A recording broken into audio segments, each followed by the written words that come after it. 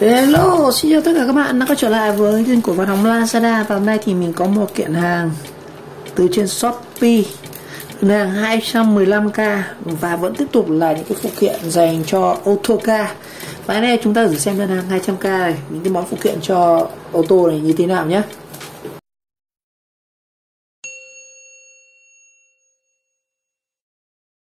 Hôm nay cũng hứa hẹn sẽ có rất nhiều các cái sản phẩm dành cho các bác mà đi ô tô, cũng rất nhiều cái vận dụng hữu ích mà chúng ta cần với việc mà sử dụng ô tô hàng ngày. Đây là hàng 215k đây. Đó. Cái này như mình cũng có áp mã giảm giá thì thực ra nó phải 200 mấy đấy, 250. Áp mã giảm giá là 20.000 gì đấy. Mình mua của shop là Tú Linh Auto. Rồi. Sản phẩm đầu tiên đó chính là cái này, sản phẩm gương cầu lồi gắn kính ô tô. Cái này ở đây chính là gương này, gương xóa điểm mù. Và cái gương này đặc biệt là nó có thể xoay 360. Anh em mà yêu ô tô thì chắc là cũng biết được cái gương này rồi. Đặc biệt anh em đi thi bằng lái xe ấy, thì thường là trong các cái bài lùi chuồng chúng ta sẽ có cái gương nhỏ nhỏ ở góc này để giúp mà chúng ta nhìn được cái chân bánh xe ấy. Thì đây chính là cái sản phẩm mình mua, mà cái gương này là gương cầu tròn. Thì ngoài mình gắn ở trong gương thì mình có thể gắn kính chiếu hậu để nhìn phía sau cũng được. Hoặc là bạn nào thích độ thì có thể gắn lên trước để nhìn, gọi là dán đằng sau biển số xe ấy, để giúp cái xe sau nó có thể ngắn được cái khoảng cách giữa xe bạn với cả cái xe ở phía trước. Đó, cũng rất nhiều bác bây giờ mua gương chiếu hậu nhưng mà gắn đằng sau ô tô của mình cơ, để giúp cái người đằng trước nhìn thấy cái đuôi đầu xe của họ. Rồi. Đây chính là cái trường hợp mà gắn gương cầu lồi bên gương trái để nhìn bánh xe. Rồi. Đây, cái gương này. Cái đặc điểm của gương này nó xoay được 360 độ cơ. Đấy, mình có thể dán bên trái bên phải, góc trên, góc dưới gì đấy tùy anh em. Nhìn góc như nào. Đây. Nó có hai loại nha anh em. Một loại là có không viền này. Cái gương này của lồi nó có hai loại, một loại là không viền, một loại là có viền. Cái loại có viền này thì mình có rồi, ở nhà mình đang dùng. Đó, mình gắn xe máy. Đây, và giá của nó thì là khoảng loại không viền thì rẻ hơn. Không viền thì là 30.000. Loại có viền thì là 18.000. Đợt mình mua là loại gì đây? Mình mua loại không viền nhá. Loại không viền bây giờ đắt hơn anh ạ. Loại không viền là 30.000. Đó, đợt mình mua xem là có 19.000 thôi. Bây giờ shop tăng giá lên tận là 30.000 rồi. Loại có viền này, không viền này. Không viền đã là 30.000 rồi. Đó, nó tăng giá. Đây này. Có gương này chúng ta sẽ tránh được những cái vụ mà mất tầm nhìn nhá. Rồi. Sản phẩm tiếp theo đó chính là khăn microfiber 2 lớp dùng để lau kính ô tô. Đây chính là cái gương này. Chính là cái khăn này. Dùng để có thể lau vệ sinh xe, hoặc nếu mà không lau xe các bạn có thể lau đây nhá, để lau tắp lô này. Mình có thể dán băng dính lên này, đó. Dán băng dính lên để hút hết những cái bẩn ở trên cái khăn này. Đồ còn nước này, cái này nó còn thấm nước rất là ấy luôn. Đó. Mình đang xem cái video test gì đấy. Đổ nước lên xong làm gì? Giặt à? Mình đổ nước xong mình lau kính xe thôi. Đó.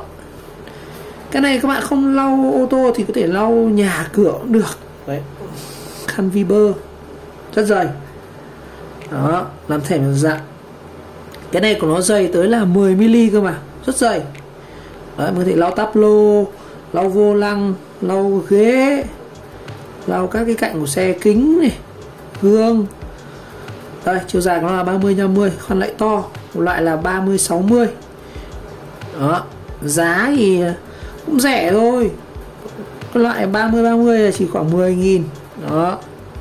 Đợt mình mua là cũng 9.000. Đó, khăn này. Khăn rất dày. Đó. Tiếp theo, sản phẩm tiếp theo đó là cái sản phẩm mà keo trợ lực cho 3M. Keo 3M thì chắc là anh em biết rồi. Cái keo 3M thì chắc là mọi người biết rồi. Đây là cái keo này. Keo này là chính là cái keo cứng lực Nhưng mà cái 3M này thì nó sẽ hoạt động hiệu quả nhất khi mà nó dùng thêm cái keo đó. Nó sẽ là cái gọi là cái trợ, một cái keo để trợ dính cho cái keo 3M này.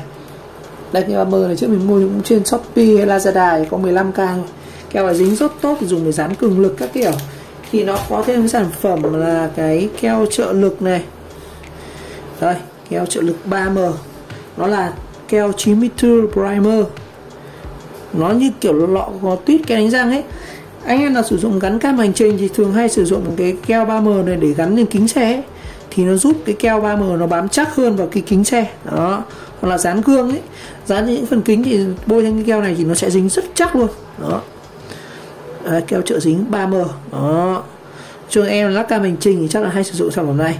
Và giá của nó đang bán với giá là 15.000, 14.900. Sale, bắt đầu có sale, ngày mai là có sale này. Đợt mình mua là có 12.000 cơ. Giờ thì nó rẻ hơn rồi. Đó. Rồi, và cái sản phẩm này chính là cái sản phẩm đắt nhất, mà chính là cái sản phẩm mình muốn mua này. Đó, đây. Cái sản phẩm này chính là cái keo chống chuột này. Một trong những cái nỗi lo mà anh em đỗ xe ô tô ngoài đường, hay là đỗ cạnh những cái bãi rác ấy, hay là bình thường anh em đỗ ngoài ngõ thì rất hay gặp tình trạng là bị chuột nó cắn dây điện. Đó, chuột nó chui vào khoang máy này, nó chui lên, nó cắn dây cura, nó cắn dây lốc điều hòa, nó cắn hết dây táp luôn, nó cắn hết, cứ dây điện nó cắn. Mà anh em bây giờ chuột ngon lạ cắn dây điện thì nỗi khổ vô cùng của anh em luôn. Chúng ta để xe không để được, rồi cắm điện nó nổ lung tung beng hết lên, hỏng ở cái xe chỉ vì bọn chuột. Và đây là cái sản phẩm keo xịt chống chuột 3M. Mình thấy rất nhiều anh em trên các diễn đàn ô tô fan có hỏi là cách chống chuột như nào. Có người thì bảo dán con rắn, rồi dán bả chuột, rồi dán hình con mèo, nhưng không ăn thua. Ở trong hãng Kakara thì họ sử dụng cái chai xịt này. Đó là chai xịt 3M này. Đó. Nó cũng có hai loại anh ạ. Đây này, chai xịt 3M và Triton đổ chuột. Đó. Đấy, mình có xịt lên mặt máy này, còn này con gun qua rem này, von qua rem đó, xịt lên các chi tiết của lốp xe nó sẽ chống chuột. Mà đã 1 năm anh em chỉ cần xịt một lần, không bao giờ sợ chuột nó cắn các chi tiết dây điện đó. Và cái sản phẩm này được rất nhiều anh em sử dụng này, 1,1 sản phẩm đó. Giá của nó cũng rất là chát, 195.000, 195.000 luôn đó. Đợt mình mua sale là 185.000 thôi đó. Chai xịt chống chuột này, chai là cái chai chính mình mua ở cái lô này. Chai này là 250g, tí mình mở mình sẽ review chi tiết, chỉ giới thiệu qua thôi, làm sẽ có bài đánh giá riêng. Và cái sản phẩm cuối cùng lại là keo 3M. Mình mua thêm một cuộn 3M nữa. Đấy chính là cái keo lúc đấy. Đấy, để dán lên các cái việc trang trí về xe. Và nó cũng có rất nhiều loại. Có loại là theo đường kính này, 1.10 này. Đó.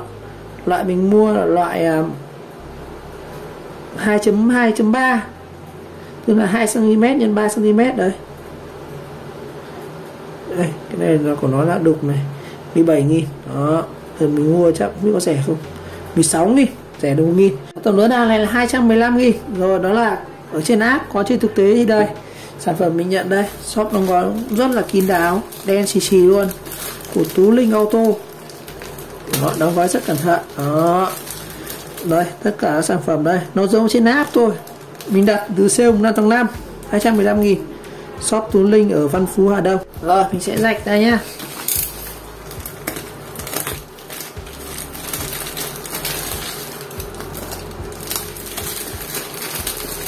Shop đóng gói rất cẩn thận.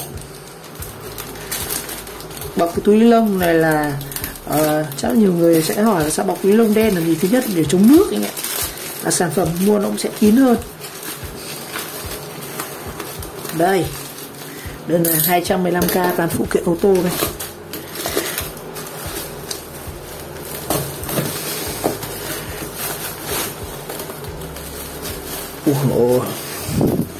Tôi mò hết rồi. Họ đóng thành 2 cục như này anh ạ. Chúng ta sẽ có 2 cục đúng không? Đó, trong hết rồi. Đây, sản phẩm bên này trước. Đây. Đây. Mình sẽ đi đầu tiên là chính là cái bộ kính không viền. nó gọi là 360 Sports Round đây. Nhìn rõ cái ông quay phim cho đang cởi chân này. Úi giời ơi. Rồi. Và nó sẽ có là đây, có hai phần. Một phần cái đế này để có thể xoay được 360 này. Đây, cái phần gương đây này. Còn cái phần chân đế của nó đây. Trên chân đế thì nó có keo 3M này. Và chúng ta sẽ có hai bên trái phải. Đây, bên này bên trái này, còn đây bên phải này. Đó.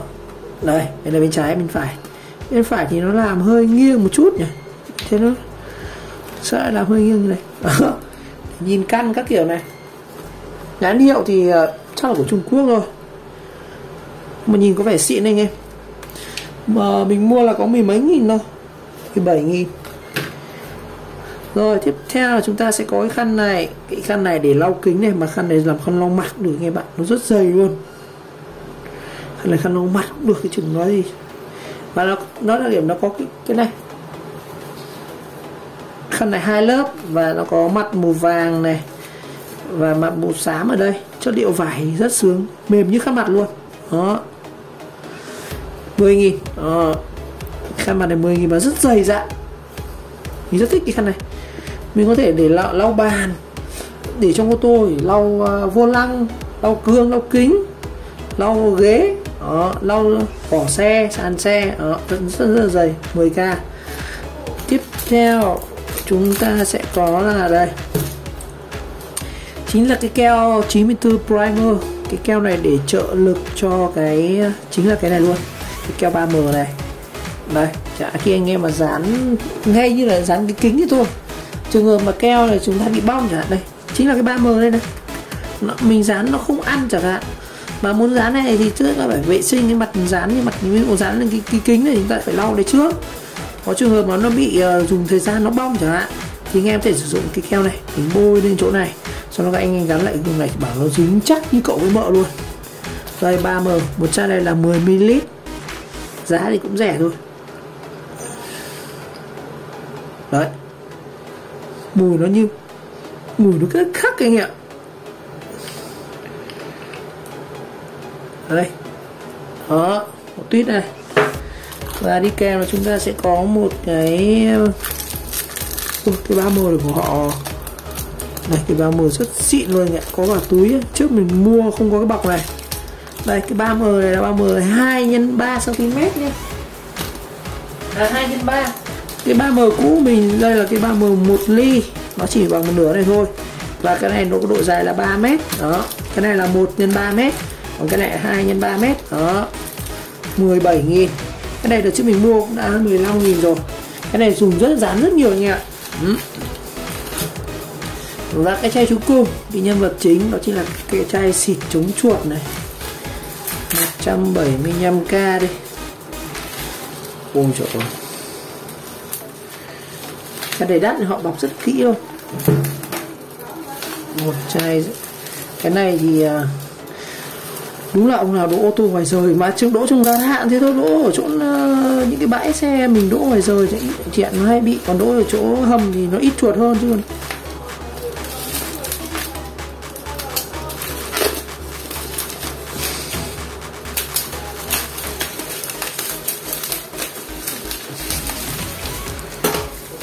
Chắc quá, trong nhà họ shop bấm thật thật.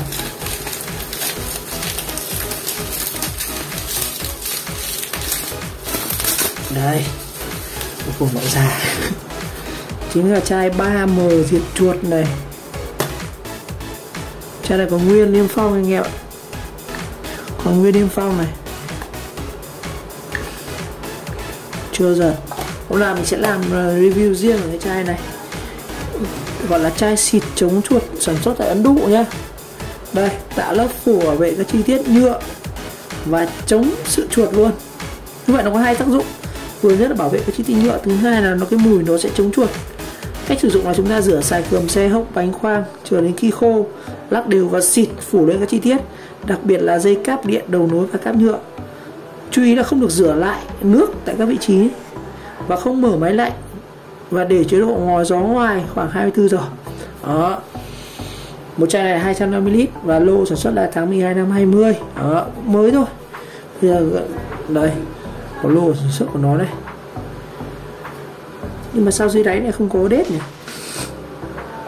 Sản xuất tại Ấn Độ, giá 195.000 chai này, trời ơi, thật sự đắt luôn. Nhưng mà ở trên hãng họ sẽ rút chai rất là nhiều nhá.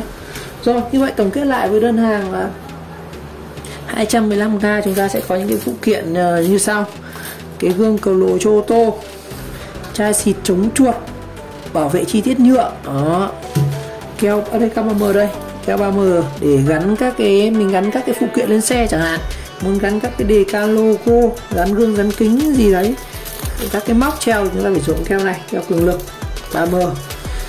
Một chiếc khăn để lau kính của nhãn hiệu gì mình quên mất tên rồi, và cái chai keo hỗ trợ cho 3M nữa. Nói chung là đây mới chỉ là vài cái linh kiện nhỏ nhỏ thôi, nhưng mà anh em thấy rằng đấy, ô tô nó tốn rất nhiều thứ, rất nhiều tiền luôn. Rồi một lần nữa cảm ơn các bạn đã theo dõi video clip, và nếu thấy video hay thì các bạn nhớ like, subscribe của kênh và chờ đón các video tiếp theo. Chúng ta sẽ có review các sản phẩm khác nha. Còn chi tiết như này mình sẽ làm video riêng nhé.